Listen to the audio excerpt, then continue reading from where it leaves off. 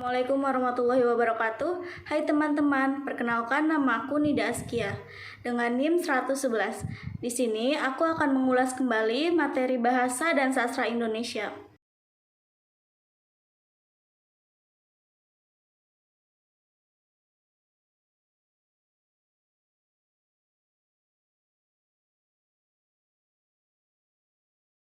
Tema yang akan aku bahas yaitu deskripsi benda. Kata benda atau nomina menurut Kamus Besar Bahasa Indonesia adalah jenis kata yang menerangkan nama benda atau segala hal yang dapat dibendakan. Kata benda terbagi menjadi dua kata, yaitu kata benda konkret atau dasar dan kata benda abstrak atau turunan. Kata benda konkret atau dasar adalah kata benda yang masih berbentuk kata dasar atau benda yang nyata. Contohnya, kucing, rumah, pensil. Kata benda abstrak atau turunan adalah kata benda atau kata kerja yang mendapatkan imbuhan pen-an, pen saja, ke-an, atau akhiran an saja. Contohnya, perumahan dan permainan.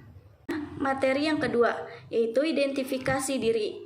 Identifikasi diri adalah suatu proses dalam menentukan atau menetapkan identitas, baik individu, benda, fakta, dan lain sebagainya. Contohnya, nama, umur, rumah, dan hobi. Hai, perkenalkan nama Ibu Nida Askia. Umur Ibu 19 tahun. Ibu tinggal di Semanan, Kalideres, Jakarta Barat. Hobi Ibu bernyanyi. Materi yang selanjutnya yaitu kalimat sapaan. Sapaan adalah morfem, kata atau frase yang digunakan untuk menyapa, menegur, menyebut orang yang diajak bicara, atau untuk saling merujuk dalam situasi pembicaraan. Kata sapaan bisa berupa yang pertama, sapaan nama diri. Contohnya, Nia, Nida, Wardah, Lulu. Yang kedua, istilah dalam kekerabatan. Contohnya, bapak, kakek, dika. Yang ketiga, nama jabatan atau gelar. Contohnya, dokter, jenderal, dan bupati. Contoh sapaan hormat. Selamat siang Pak Handoko, mari saya antar menuju ke ruangan rapat. Yang kedua, selamat pagi Pak Lurah, mohon maaf kami di sini meminta tanda tangan Bapak untuk surat proposal ini. Contoh sapaan biasa. Yang pertama, hai Nida, apa kabar? Sudah lama kita tidak berjumpa. Yang kedua, hai semua, maaf ya aku datang terlambat. Materi selanjutnya yaitu dialog, prolog, dan epilog. Dialog adalah percakapan para pemain di mana penonton dapat memahami drama lewat dialog para pemainnya. Prolog adalah kata pendahuluan dalam lakon drama, di mana berisi sinopsis, perkenalan tokoh, dan konflik yang terjadi. Epilog adalah kata penutup yang mengakhiri drama, di mana berisi kesimpulan drama. Materi selanjutnya yaitu jenis-jenis membaca. Membaca merupakan salah satu jenis keterampilan berbahasa tulis yang bersifat refresif. Disebut refresif karena dengan membaca, seseorang akan dapat memperoleh ilmu dan pengetahuan serta pengalaman baru. Adapun jenis-jenis membaca, yang pertama, membaca nyaring, yaitu kegiatan membaca dengan mengeluarkan suara. Yang kedua, membaca senyap, yaitu membaca tidak bersuara, tidak gerakan kepala, tanpa berbisik, memahami bacaan secara diam. Yang ketiga, membaca ekstensif, yaitu membaca secara luas yang memahami sebanyak mungkin teks dalam waktu singkat. Materi selanjutnya yaitu tata cara membaca puisi dan membaca teks. Puisi merupakan salah satu bentuk karya sastra yang memiliki ciri khas dalam penyampaiannya. Puisi biasanya ditulis dalam bentuk baris-baris terpisah, dengan bahasa yang dipilih secara khusus untuk mengungkapkan perasaan pemikiran atau pengalaman penulis. Adapun cara membaca puisi, yang pertama, baca puisi dengan perlahan. Ketika membaca puisi, usahakan untuk membaca dengan perlahan agar dapat memahami setiap kata dan maknanya yang terkandung di dalamnya. Yang kedua, fokus pada nada dan irama. Puisi memiliki irama dan nada yang berbeda dengan bacaan yang biasanya. Perhatikan irama dan nada yang terkandung di dalam puisi saat membacanya. Yang ketiga, Perhatikan tanda baca. Tanda baca pada puisi sangat penting karena tanda baca tersebut dapat menentukan makna dari setiap barisannya. Yang keempat, perhatikan struktur puisi. Puisi memiliki struktur yang berbeda dengan bacaan biasanya. Rasakan makna puisi. Puisi merupakan ungkapan perasaan dan emosi. Maka dari itu, rasakan setiap makna yang terkandung di dalam puisi dengan hati. Usahakan untuk memahami perasaan dan emosi yang ingin disampaikan oleh pengarang. Sedangkan teks merupakan esensi wujud bahasa. Artinya, teks direalisasikan atau diwujudkan dalam bentuk wacana dan bersifat konseptual. Ketika menyusun teks untuk tujuan tertentu, berarti kita melakukan pemilihan bentuk dan struktur teks yang akan digunakan agar pesan yang diinginkan dapat tersampaikan secara tepat. Adapun tata cara membaca teks, yang pertama, membaca dengan tenang dan fokus. Yang kedua, scan teks terlebih dahulu. Yang ketiga, baca dengan suara dalam hati. Yang keempat, gunakan tanda baca dan tata bahasa sebagai tujuan. Materi selanjutnya yaitu tulisan sambung.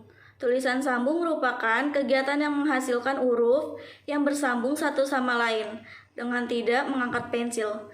Kelebihan menulis sambung ialah otak kita akan berkembang dengan baik. Mengasah otak untuk lebih berinovatif, cepat dalam menulis lebih indah dan rapih, dan mengasah daya seni. Adapun langkah-langkah dalam menulis huruf tegak bersambung. Yang pertama, bentuk huruf harus sederhana, sehingga mudah bagi murid untuk menuliskannya. Yang kedua, cara menulis, meskipun sederhana, tapi harus luwes. Yang ketiga, bentuk huruf dan angka harus jelas. Yang keempat, tuliskan huruf dirangkai, sehingga tercipta cara menulis dengan cepat.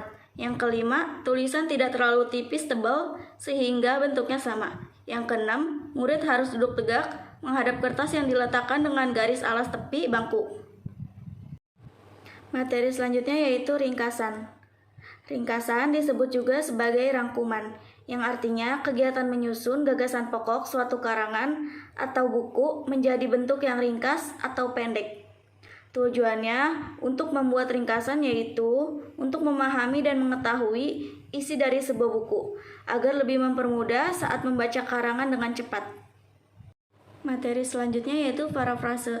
Parafrase adalah kemampuan untuk menyatakan hal-hal yang sama dengan cara-cara lain yang antara pendengar dan pembicaranya bermufakat akan konsep yang sama terhadap maksud-maksud tertentu secara bersamaan.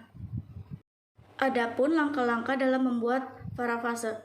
Yang pertama, bacalah naskah yang akan diparafrasekan sampai selesai untuk memperoleh gambaran umum isi bacaan atau tulisan. Yang kedua, bacalah naskah sekali lagi dengan memberi tanda pada bagian-bagian penting dan kata-kata kunci yang terdapat pada bacaan. Yang ketiga, catatlah kalimat-kalimat inti dan kata-kata kunci secara berturut. Yang keempat, kembangkan kalimat inti dan kata-kata kunci menjadi gagasan pokok yang sesuai dengan topik bacaan. Yang kelima, uraikan kembali gagasan pokok menjadi paragraf yang singkat dengan bahasa sendiri. Materi selanjutnya yaitu surat resmi dan surat pribadi. Surat resmi biasa juga disebut sebagai surat dinas. Surat dinas adalah surat yang dikirim oleh suatu instansi atau lembaga kepada perseorangan atau ke instansi lain yang berisi hal-hal kedinasan. Contohnya dari surat dinas adalah surat undangan, surat jual beli, surat perjanjian, nota dinas, dan lain sebagainya. Sedangkan surat pribadi adalah surat yang digunakan untuk berkomunikasi secara pribadi, bersifat tidak resmi, dan berisi tentang masalah pribadi. Surat pribadi ditulis oleh seorang individu atau perseorangan untuk orang lain atau instansi lain. Oleh karena itu, bahasa dari surat pribadi bersifat pribadi santai, mudah dipahami, dan komunikatif. Contohnya, surat izin tidak masuk sekolah. Materi selanjutnya yaitu formulir dan kwitansi. Formulir merupakan alat dan bahan yang digunakan untuk mengorganisasikan serta mengumpulkan informasi. Sedangkan kwitansi adalah alat bukti transaksi yang memudahkan pencatatan informasi arus kas suatu bisnis atau perusahaan. Materi yang terakhir yaitu naskah pidato.